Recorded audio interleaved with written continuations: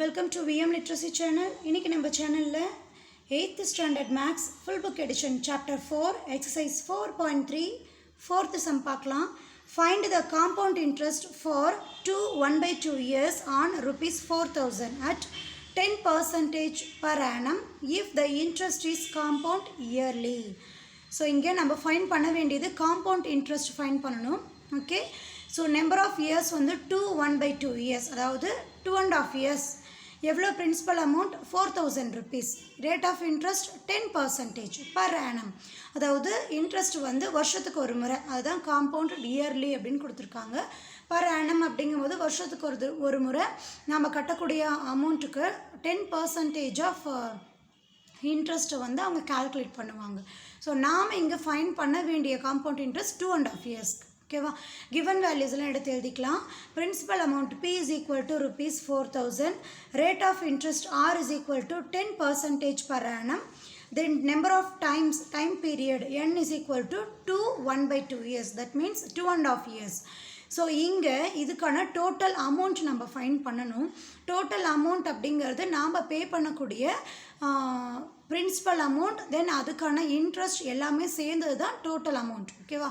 Total amount find பண்ணிவிட்டு இதிலிருந்து principal அமௌண்ட்டை நம்ம ரெடியூஸ் பண்ணும்போது நமக்கு அந்த பிரின்சிபல் அமௌண்ட்டுக்கு எவ்வளோ இன்ட்ரெஸ்ட் கொடுத்துருக்காங்க, வட்டி எவ்வளோ கிடச்சிருக்கு அப்படிங்கிற இன்ஃபர்மேஷன் நமக்கு கிடச்சிடும். ஸோ ஃபஸ்ட்டு நம்ம ஃபைண்ட் பண்ண வேண்டியது அமௌண்ட். ஸோ இங்கே AB/C இந்த ஃபார்மேட்டுக்கு இங்கே கொடுத்துருக்கக்கூடிய நம்பர் ஆஃப் இயர்ஸ் வந்து AB/C மிக்ஸ்டு ஃப்ராக்ஷனில் கொடுத்துருந்தாங்கன்னா டோட்டல் அமௌண்ட் ஃபைண்ட் பண்ணுறதுக்கு நமக்கு என்ன ஃபார்முலானா P × 1 + R divided by 100 the whole power A into 1 + B/C × R divided by 100. Okay, சில பேர் இந்த இடத்துல மிஸ்டேக் பண்ணுறது என்னென்னா, இந்த டிவைடட் பை 100 அப்படிங்கிறது இந்த 1க்கு சேராது. சரியா? இதை தான் நீங்கள் கொஞ்சம் கேர்ஃபுல்லாக லிசன் பண்ணணும். ஓகே, இப்போது நமக்கு கிவன் கொடுத்துருக்கக்கூடிய இன்ஃபர்மேஷன்ஸ் எல்லாமே இந்த ஃபார்மேட்டில் நம்ம அப்ளை பண்ண போகிறோம். இங்கே பார்த்தீங்கன்னா 1/2 அப்படிங்கிறத AB/Cயோட கம்பேர் பண்ணி நம்ம இந்த ஃபார்மேட்டில் அப்ளை பண்ண போகிறோம். ஏவோடைய வேல்யூ நமக்கு எதுக்கு ஈக்குவல்? 2க்கு ஈக்குவல். B/C அப்படிங்கிறது நமக்கு எதுக்கு ஈக்குவல்? 1/2க்கு ஈக்குவல். ஓகே, ஸோ அமௌண்ட்டுக்கு ஃபார்முலா அப்ளை பண்ணலாம். வேல்யூஸ், கிவன் வேல்யூஸ் எல்லாம் எழுதலாம்.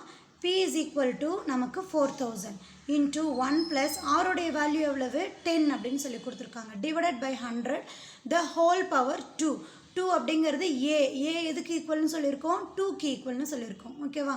இன்ட்டு 1 + B/C எதுக்கு ஈக்குவல்? B/C வந்து 1/2க்கு equal. So 1/2 into rate of interest எவ்வளவு? 10 டிவைடட் பை 100. ஓகே, இந்த ஸ்டெப் வரைக்கும் நம்ம கரெக்டாக போட்டுட்டோம்னா இதுக்கப்புறம் நம்ம கேர்ஃபுல்லாக போட்டுடலாம். ஸோ சப்ஸ்டியூஷன் வந்து நம்ம எப்போவுமே பொறுமையாக சப்ஸ்டியூட் பண்ணிட்டோம்னா ஆன்சர் கிளியராக கிடச்சிடும். ஓகே, நெக்ஸ்ட் ஸ்டெப் என்ன பண்ணலான்னா, ப்ராக்கெட்குள்ளே இருக்கக்கூடிய வேல்யூஸை ஃபஸ்ட்டு நம்ம ரெடியூஸ் பண்ணணும்.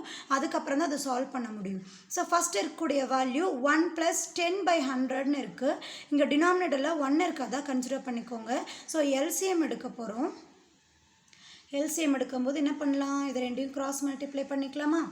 கிராஸ் மல்டிப்ளை பண்ணும்போது 1 × 100 100 + 1 × 10 10 divided by 100 the whole square into 1 + இந்த சைட்லரி நம்மளால் ரெடியூஸ் பண்ண முடியும். இங்கே 2 டேபிளில் 1 டைம் 10 வந்து 5 time 5 2s are 10. So remaining இங்கே என்ன இருக்கும்? 5 டிவைடட் பை 100 அப்படின்னு சொல்லியிருக்கோம். தென் இதுக்கும் நம்ம எல்சிஎம் ஃபைண்ட் பண்ண போகிறோம். ஸோ டினாமினேட்டரில் 1 இருக்காதா கன்சிடர் பண்ணிக்கலாம். இந்த சைடு நம்ம கிராஸ் மல்டிப்ளை பண்ணோம்னா 1 × 100 100 + 1 × 5 5 ஹோல் டிவைடட் பை 100. சரியா? இப்போ இந்த வேல்யூஸை ரெண்டையும் ஆட் பண்ணோம்னா 100 + 10 110 டிவைடட் பை 100 த ஹோல் ஸ்கொயர். இங்கே நம்ம கிராஸ் மல்டிப்ளை பண்ணதுக்கப்புறம் 100 + 5 105 டிவைடட் பை 100.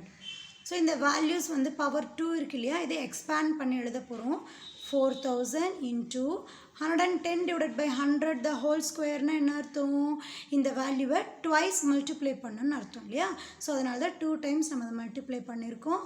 ரிமைனிங் வேல்யூ என்ன இருக்குது? 105 டிவைடட் பை 100. ஓகே, ஸோ இந்த வேல்யூஸ் எல்லாம் ரெடியூஸ் பண்ணலாமா? இங்கே இந்த 2 0க்கு இந்த 2 0 கேன்சல் ஆகிடும். இங்கே ஒரு 0க்கு இது ஒரு 0 கேன்சல் ஆகிடும். ஓகே, இங்கே ஒரு 0 இங்கே ஒரு 0 கேன்சல் ஆகிடும், இந்த ஒரு 0 இந்த ஒரு 0 கேன்சல் ஆகிடும். ஸோ டினாமினேட்டரில் ஒரே ஒரு 0 அதாவது 10 மட்டும்தான் இருக்குது. நியூமரேட்டரில் ரிமைனிங் இருக்கக்கூடிய வேல்யூஸ் எல்லாம் எடுத்து எழுதலாம். ரிமைனிங் இருக்கக்கூடிய வேல்யூஸ் என்ன? 4 into 11 into 11 into 105 divided by 10. So இங்கே 4 into 11 into 11 into 105 மல்டிப்ளை பண்ண போகிறோம். 11 into 11 மல்டிப்ளை பண்ணும்போது நமக்கு ஆன்சர் என்ன கிடைக்கும்? இங்கே 4 into 121 into 105 divided by 10 அப்படின்னு சொல்லி கிடைக்கும் இல்லையா? இங்கே ஒரு ஸ்டெப் எழுதலாம். தென் 4 into 121 மல்டிப்ளை பண்ணும்போது 484 into 105 whole divided by 10 அப்படின்னு சொல்லி கிடைக்கும். ஸோ இங்கே இந்த ரெண்டு வேல்யூ மல்டிப்ளை பண்ணும்போது நமக்கு என்ன ஆன்சர் கிடச்சிருக்கு? 50,820 divided by 10 அப்படின்னு சொல்லி கிடச்சிருக்கு. தென் இந்த ஜீரோக்கு இந்த ஜீரோ கேன்சல் பண்ணிக்கலாம். ரிமைனிங் என்ன வேல்யூ இருக்குது? 5082 5082 அப்படின்னு இருக்குது. இங்கே நம்ம ஃபைன் பண்ணியிருக்கிறது டோட்டல் அமௌண்ட். ஓகேவா?